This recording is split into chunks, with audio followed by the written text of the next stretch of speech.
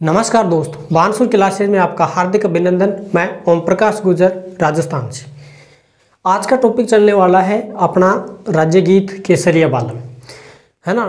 तो केसरिया बालम के ऊपर हम थोड़ी सी चर्चा कर लेते हैं। ज़्यादा बड़ा टॉपिक नहीं है, कोई 5-7 बातें हैं। इसी के साथ में केसरिया बालम के अलावा जैसे अपना जो कवि है ना, सूर्यमल मिश्रण, उसकी चर्चा भी इसी में कर लेते हैं। तो इन दोनों की चर्चा करने वाले हैं। तो अगर आप चैनल के ऊपर पहली बार जुड़ रहे हैं तो इसको सब्सक्राइब कीजिए। इससे क्या होगा कि जो मैं टॉपिक करवा रहा हूँ, ऐसे ही टॉपिक और हैं 2-4, ये आपको मिल जाएंगे जो स्पेशल रीट आरपीएससी, चाहे वो आरएस प्री मेंस हो या फिर फर्स्ट सेकंड और थर्ड ग्रेड हो।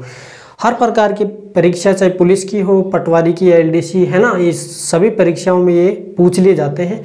और भी जैसे मैं आपको आगे करवाने वाला हूँ, सारे टॉपिक महत्वपूर्ण होने वाले हैं। चाहे आप केंद्र की परीक्षा दे रहे हैं, चाहे फिर आप स्टेट लेवल की परीक्षा दे रहे हैं, इम्पोर्टेंट होने वाले हैं। तो आप जल्दी से जुड़ जाइए, अपने दोस्तों के साथ शेयर कीजिए इसको।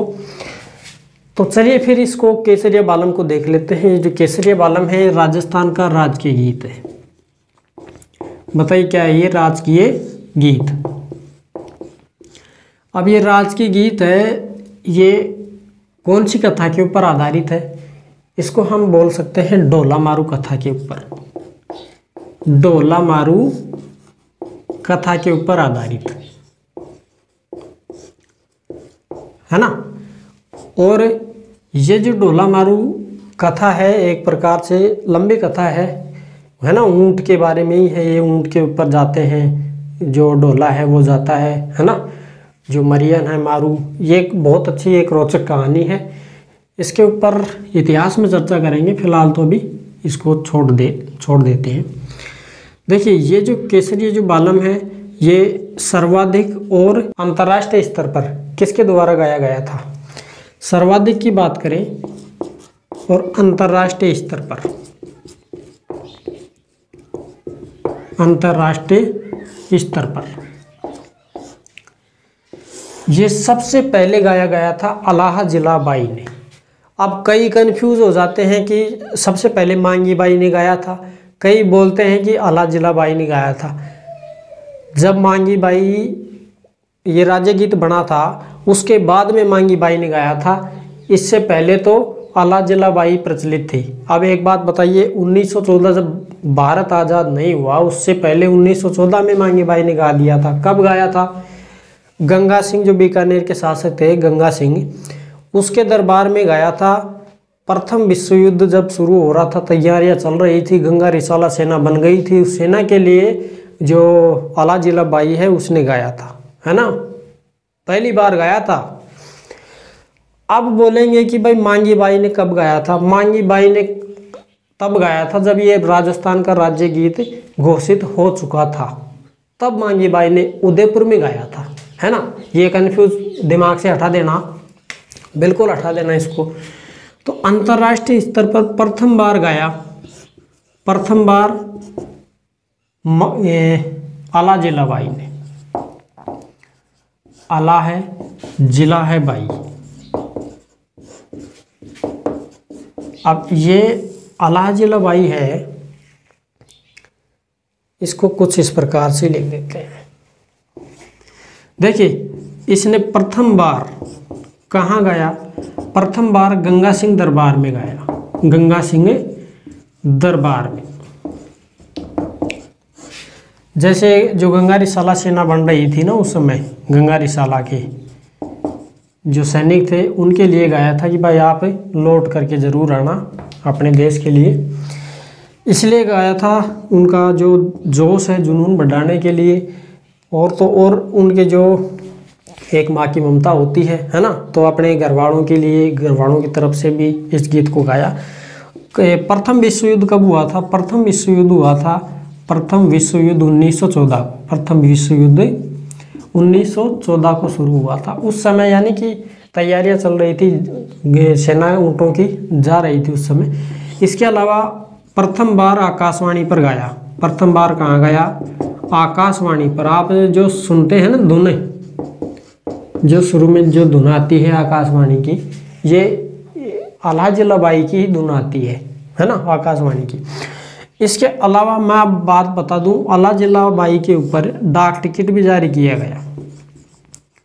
डाक टिकट जारी किया गया 5 रुपये का, और ये कब किया गया? 2003 को, है ना, ध्यान रखना इसका।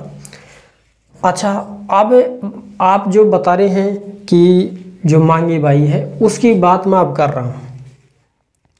राज्य गीत बनने के बाद, राज्य गीत बनने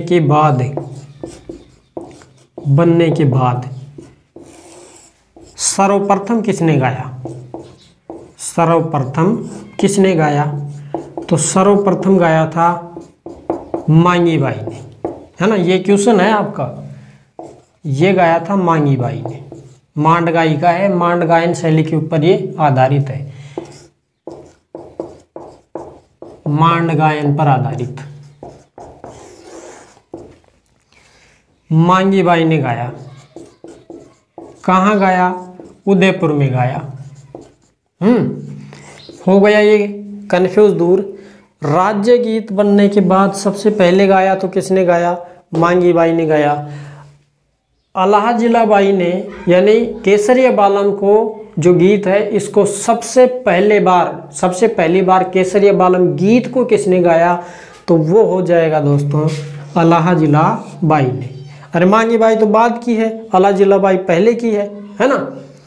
तो इसमें जो आपको कोई पॉइंट नया दिख रहा है उसको आप अपने नोट्स में ऐड कर सकते हैं, है ना। तो मुझे लगता है कि आपको ये जो है ये चीज़ नहीं दिखेगी, इसको आप ऐड कर लेना। इसके बाद में मैं सूर्यमल मिश्रण जी की चर्चा कर लेता हूँ। सूर्यमल मिश्रण